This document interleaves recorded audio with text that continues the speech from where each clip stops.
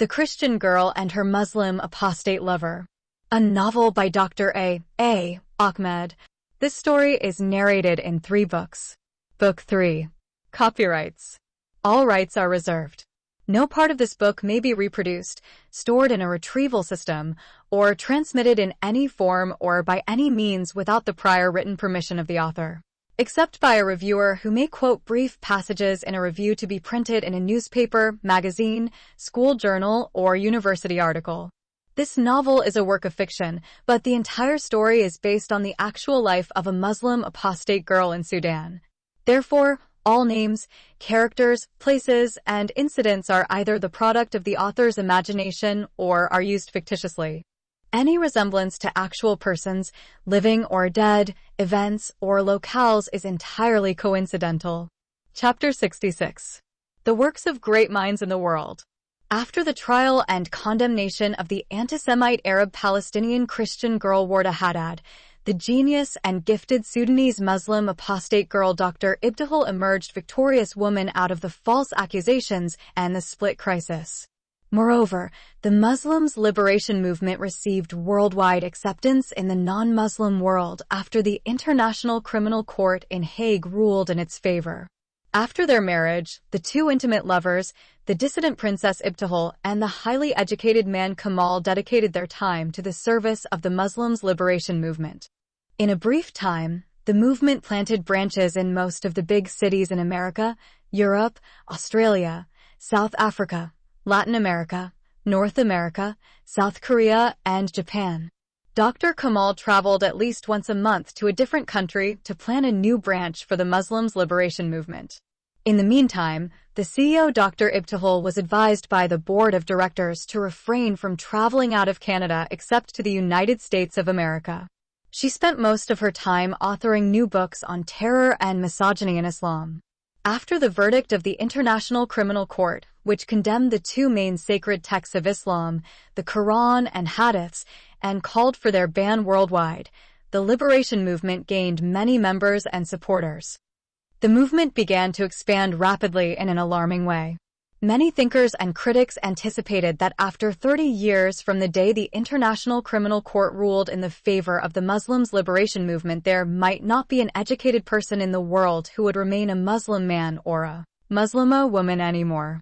The genius and gifted Sudanese apostate woman Dr. Ibtihal wrote 20 controversial books within a period of 3 years. The most important 10 of those books are 1. Anti-Semitism among Christians and Arabs, 2. The Fortress of Islam, which controls the minds of Muslims, 3. The deeply ingrained misogynistic teachings in Islam, 4. Critical study of the life of the demon-possessed prophet, 5. The words of great thinkers, men and women, on Islam, 6. The Quran is self-defeated book, 7. Islam and anti-Reformation, 8. Christ versus Muhammad, 9. Let us be united against Islamic religious terror, and 10. Toward a peaceful international community without religious terror and Muslim terrorists. If we want comment on every one of those controversial books and try to find out the reactions and responses to its contents, then we need to write at least a couple of chapters on each one. To avoid such lengthy procedures, I prefer to refer the reader to the book itself. Besides being a poor book reviewer, I may not be able to do justice to one chapter in a single book of the genius Sudanese girl Dr. Ibtihal. Suffice it to say, charismatic writers are gifted in drafting controversial books. So, commenting on them would be doing damage to them. They are meant to influence and make tremendous changes in society. Their contents are like new philosophies or religions. They carry beneath them a revolution, a revolt that is meant to force a change. Resistance to those philosophical works would make them more powerful and help them to fulfill their goals. Just to mention 2 examples of those charismatic people who changed the world, Socrates and Christ. The Western civilization that became in our time the most appealing and good example for all other civilizations is built on the ideas of those 2 great minds. Some philosophers and thinkers said that the West is indebted to 2 cities, Athens and Jerusalem, and 2 persons, Socrates and Christ. The Athenian community thought by killing Socrates, it would kill his innovative ideas with him. However, his ideas survived in the works of Plato and influenced Aristotle.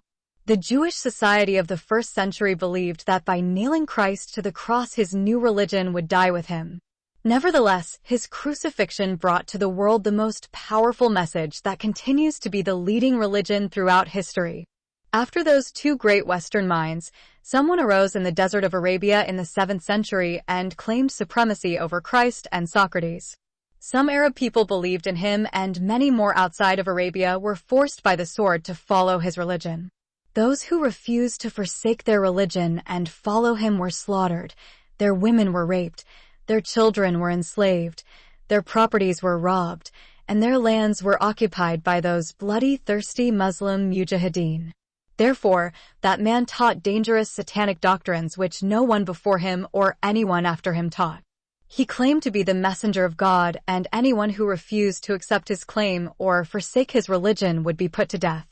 His ideas became in our modern world the breeding mechanism of religious terror and terrorists. After 14 centuries, his religion became the second leading religion in the world, and 1.5 billion people blindly believe it. A young woman came from a remote corner of Africa. She is from a war-torn country and society filled with religious bigotry and racial strife. It is the most backward and poor country in the world. The people of that country are confused and suffering from an identity crisis. They are neither Africans nor Arabs. Though they are Africans outwardly, they claim to be Arabs after the people who invaded them and converted them to Islam by the sword. Because they are blacks, their Arab invaders named them the people of black faces, and hence their country's name was changed from the Kingdom of Kush to the land of Sudan. It is an oxymoron sentence if a black man or a black woman claims to be he or she is an Arab. Even so, the black Africans of that country are foolishly making such a false claim. Therefore, from where that young woman came, it is the last place on earth that someone might expect it to produce such a great mind. That young woman believed she could rid the world of the dangerous teachings of that Antichrist prophet who was a demon-possessed and controlled by Satan the devil. She went through bitter experiences of being once one of his abused female followers. Then she became a Muslim apostate and deserter. She was tortured, beaten, and abused physically and sexually.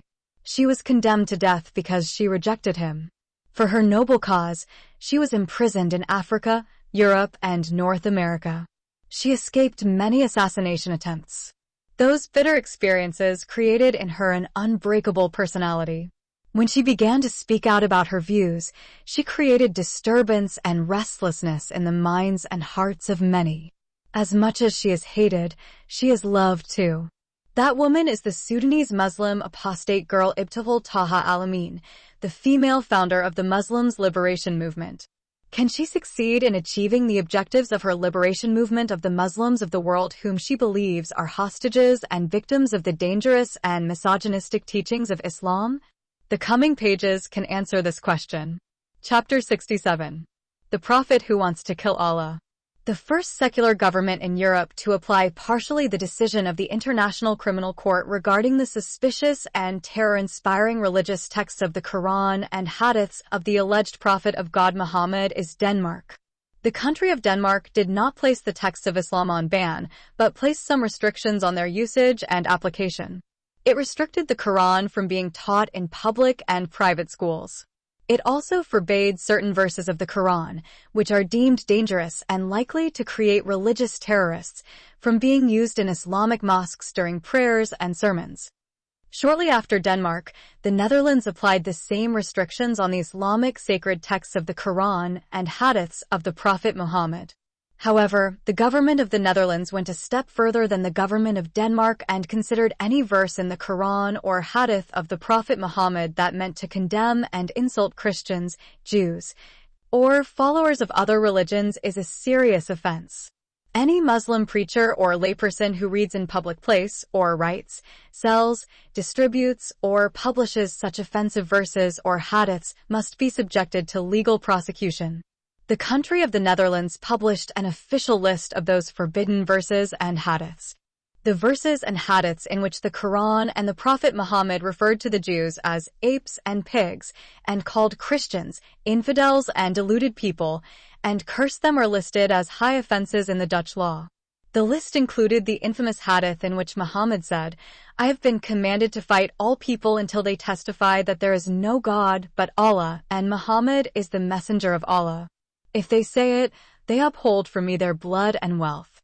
The infamous verse of Surah Al-Tawbah 5, verse 29, and the notorious verse of the sword in Surah Al-Tawbah 9, verse 5, which give Muslims the right to kill non-Muslims if they refuse to accept Islam, are considered crimes to teach or read them in any schools or mosques in the Netherlands. The opening surah of the Quran, which included a verse that referred to the Jews as people the wrath of God abides on them, and the Christians as people who have gone astray and deluded. This verse is considered offensive, judgmental, and hence placed on the list of the forbidden verses of the Quran. By placing this verse on the list of the offensive verses of the Quran and forbidding it, the government of Amsterdam created a serious religious problem for Muslims. It is imperative and compulsory for every Muslim man and Muslima woman to recite this verse 5 times in the day during his and her 5 daily prayers. Muslim prayer is considered incomplete and unacceptable by Allah if the performer does not back it up by loudly reciting this verse 5 times in the day. Oops, I have made mathematical mistake, and please pardon my poor calculation. The verse must be recited 2 times in the morning prayer, plus 4 times in the noon prayer, plus 4 times in the sunset prayer, plus 3 times in the evening prayer, plus 4 times in the night prayer, equals 17 times each day. 17 times in the day, every Muslim man and each Muslima woman in their 5 prayers must condemn the Jews as accursed people on whom the wrath of God remained forever, and judge the Christians as deceived and deluded people forever. Without doing that, the Muslims' daily 5 prayers will be incomplete and unacceptable in the sight of Allah. Muslim leaders and preachers in the Netherlands have interpreted the ban on the recitation of the opening surah of the Quran during the 5 compulsory prayers as forcing Muslims to forsake their faith. They asked in anger, "How can we remain Muslims if we cannot recite Surah Al-Fatiha of the Holy Quran in our daily 5 prayers?" One legislator in the government of the Netherlands suggested that Muslims should be allowed to recite only 6 verses of this surah, and the last offensive 7th verse must be placed on the list of the forbidden verses of the Quran. Muslims rejected the proposal because this is the only surah in their sacred Quran that no one can read it partially. One Dutch cartoonist created a funny cartoon of the Prophet Muhammad while he is standing before Allah and screaming in his face, "If you do not allow me to curse the Jews and condemn the Christians 17 times in the day and slay anyone who refuses my message, I won't be your messenger." The cartoon drawing showed the sword in the hand of the Prophet Muhammad dripping blood, which frightened Allah and made him say to himself, "If I don't allow this crazy prophet to do what he wants, I might lose my head too." Muslims went to the streets and began to shout words condemning the government of the Netherlands and the cartoonist who made fun of their infallible prophet. The Dutch police responded at once and forced them to retreat to their residences. Those who tried to resist and fight back were battered and arrested by the police. On the 2nd day, Muslims stormed the streets of Amsterdam and other cities in the Netherlands shouting slogans condemning the decision of the government. Once again, the police engaged with them in fierce fighting, which led to many fatalities. On the 3rd day, Muslims of the Netherlands went on the streets. This time, many religious rioters got killed because they engaged in fierce fighting with the Dutch police. To prevent further human causalities, the Mufti of Egypt, who is the rector of Al-Azhar Al-Sharif University, issued a fatwa. The new religious decree permitted Muslims in the land of the infidels, the Netherlands, to recite the opening surah of the Quran, which is known as Surah Al-Fatiha, verses 1 to 6 in their 5 prayers in the day without including the 7th verse, which condemns the Jews and Christians. This new fatwa has temporarily solved the religious crisis in the Netherlands. Chapter 68. Clash of Civilizations. Amid the turmoil in the Netherlands and Denmark, the Muslims' liberation movement had convinced thousands upon thousands of Muslims to forsake Islam every month. The new writings of the controversial female author, the Muslim apostate girl Dr. Ibtihal, forced many closed minds among Muslim families in Europe to open up. Her new controversial books awakened many Muslims from the deception of Islam. A quite substantial number of Muslim students began to question the divine authenticity of their sacred religious texts openly, which led to serious conflicts between them and their parents. There are reports of Muslim girls and boys who got murdered by their own parents for daring to question the truthfulness of the Prophet Muhammad's message. Some Muslim families left Europe and returned to the Middle East before their sons and daughters get influenced by the so-called anti-Islamic movement, which is euphemistically called the Muslims' Liberation Movement. The third Western country to apply the decision of the International Criminal Court is Australia. The government of Australia tried to avoid the mistakes of the Netherlands and Denmark. It considered the decision of the International Criminal Court a good step toward solving the problem of the Islamic terrorism in the world. It implemented the decision of the International Criminal Court in a way it expected Muslims to cooperate with it. It encouraged Muslim scholars to purge their religious texts, the Quran and Hadiths of Muhammad, from any teachings that may lead to violence and produce religious terror.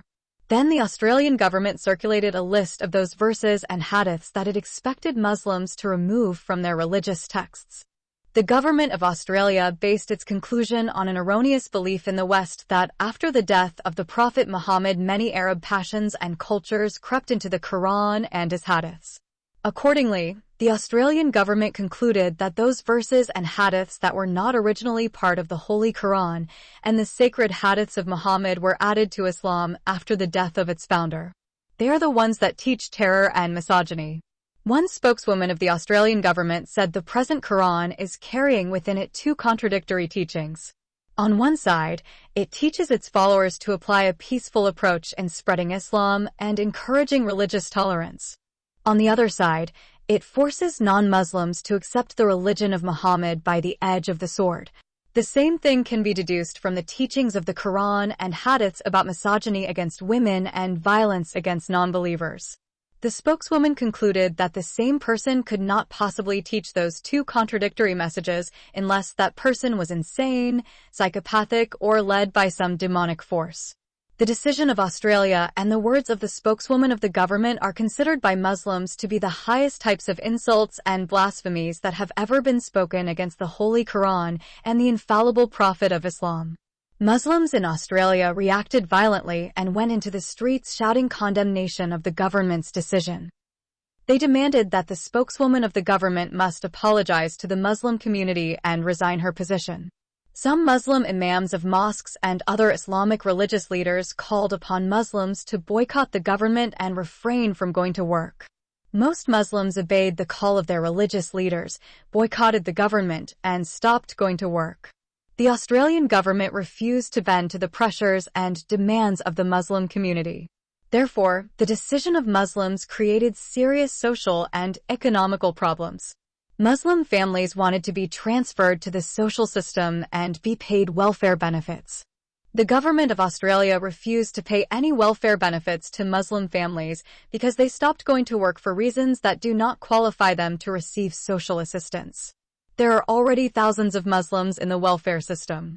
Being left without any financial assistance, some Muslim parents are compelled to renegade on their promises to their leaders and community and return to work. Then Muslim imams have collectively issued fatwa condemning any Muslim parents who return to work. The joint fatwa stated that those parents have become Muslim apostates and therefore deserve to be treated the same way the Sharia dealt with Muslims in the past who forsook Islam for material gains. The Australian government interpreted the fatwa as practicing law that is not lawful to practice in a secular country. Furthermore, the government is worried that some Muslims may interpret the fatwa as a license to kill the so-called apostatized Muslim parents. For that reason, those Islamic leaders who issued the joint fatwa have been arrested and placed under trial. While the crisis in Australia is going on, Germany adopted the resolution of the International Criminal Court and considered the verses and hadiths that are ruled as sources and causes of Islamic terror unlawful to be taught in the country.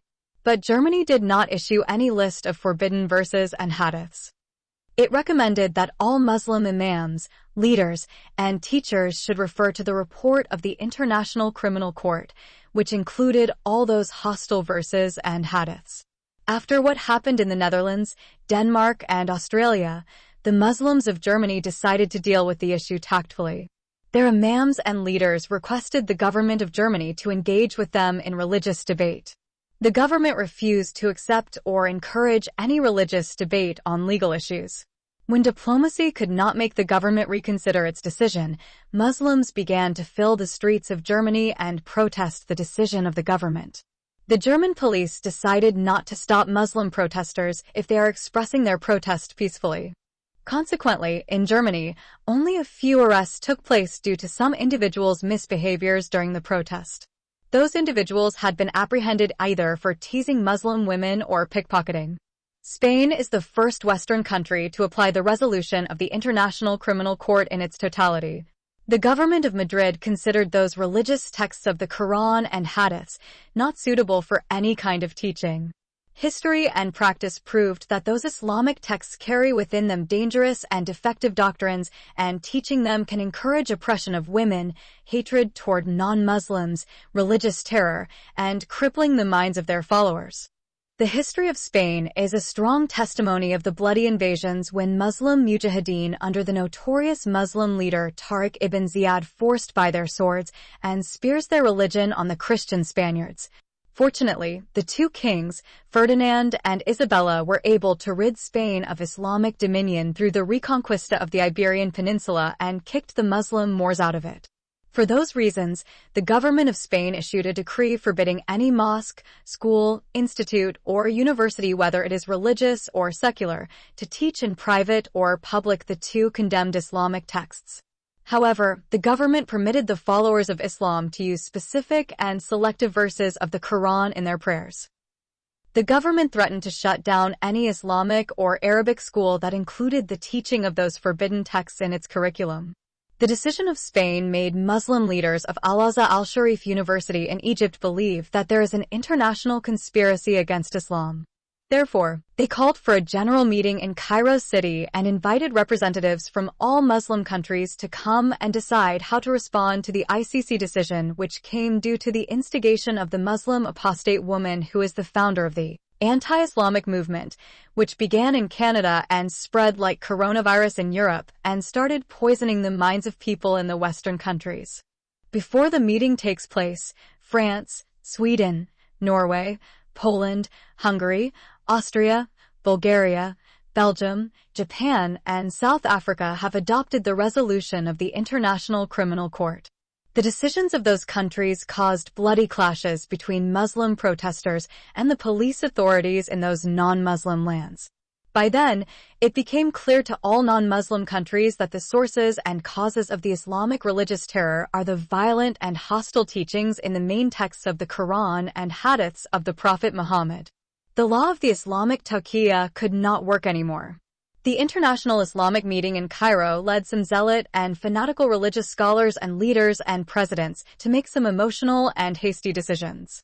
The meeting decided to boycott all those countries that adopted the anti-Islamic verdict of the Zionist court, which is cunningly called the International Criminal Court. Although Canada did not adopt the resolution, it has been included in the list of the countries to be boycotted because it gave a base for the accursed anti-Islamic movement that is inoffensively known as the Muslims' Liberation Movement. The meeting required all Muslim countries in the Middle East, Africa, Asia, and Europe to place political and economical sanctions on all those countries that accepted and applied the resolution of the International Criminal Court. Muslims living in those accursed and unbelieving countries have been encouraged to return to their Muslim homelands. Muslims who fled out of their countries due to political or humanitarian reasons are promised general amnesty. The most dangerous decision of the meeting is the one that required Muslim countries to kick out of their lands all infidel Christians and cursed Jews. For unknown reasons, Hindus and Buddhists working in Gulf countries are included in the kick-out list. The meeting called for the destruction and demolishment of all Christian churches, Jewish synagogues, and Hindu temples in Muslim countries. The Muslim governments must nationalize and sell the properties, wealth, and other assets of Christians, Jews, Hindus, and Buddhists, and their revenues should be distributed among poor Muslims. Moreover, the meeting has decided that no flights coming from those infidel countries should be allowed to land in Muslim countries, and no Islamic aircraft be allowed to carry passengers to those cursed countries. Their goods have to be boycotted. Their embassies must be shut down, and their diplomats should be kicked out of the 55 Muslim countries. There are many more inhumane, impracticable, and drastic decisions made by the Cairo Islamic International Emergency Meeting. Thank God, the governments of the Muslim countries, barring the political and economical sanctions, have applied none of those decisions. Consequently, any country that accepted and applied the resolution of the International Criminal Court, including Canada, has been politically and economically boycotted, its embassy and consulate closed, and its political delegates kicked out. In the meantime, the United States of America and other North and South American continents are watching in amazement the development of the clash of civilizations between Europe and the Middle East and other Muslim countries. It seems history is repeating itself all over again for the USA.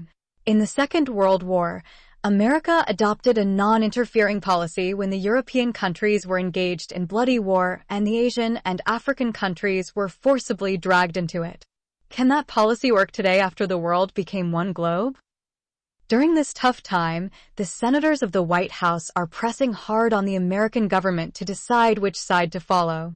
Should the White House follow the resolution of the International Criminal Court or the decisions of the Cairo Islamic International Emergency Meeting? Eventually, the White House is compelled to decide, and it decided in favor of the International Criminal Court. Shortly after the USA, the rest of the Western countries have voted in favor of the International Criminal Court decision on the main texts of Islam, except Turkey and other independent Western and Asian Islamic countries such as Azerbaijan, Kosovo, Kazakhstan, Uzbekistan, Bosnia-Herzegovina, and Albania.